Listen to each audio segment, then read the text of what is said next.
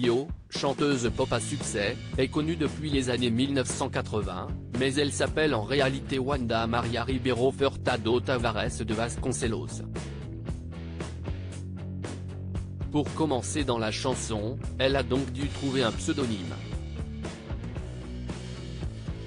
Elle a enfin révélé pourquoi.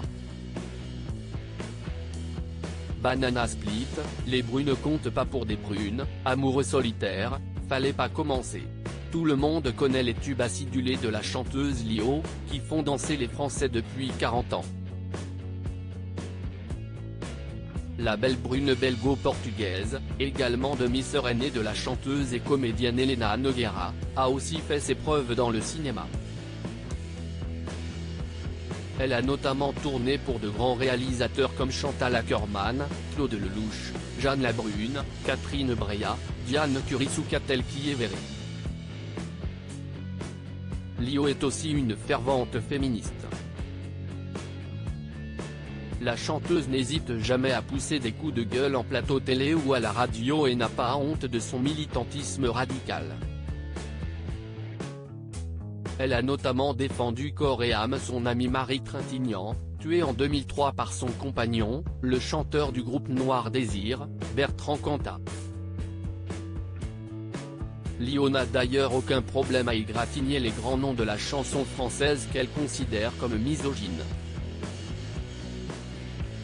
Elle a par exemple déclaré au sujet de Serge Gainsbourg sur Arte Radio en 2020 qu'il était un harceleur, tout simplement et un Weinstein de la chanson, d'une certaine manière.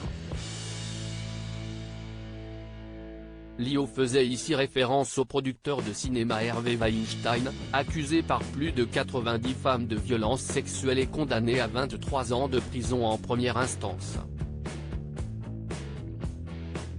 Une bande dessinée érotique. Si la chanteuse est très ouverte sur sa vie et ses expériences, l'origine de son pseudonyme restait pourtant inconnue. Car son vrai nom, c'est Wanda Maria Ribeiro Furtado Tavares de Vasconcelos. Comment se passe-t-on de cet état civil à rallonge à Lio? L'artiste a donné la réponse en 2020 dans Transmission, un podcast d'Arte Radio. Ce prénom vient de la bande dessinée de science-fiction érotique Barbarella.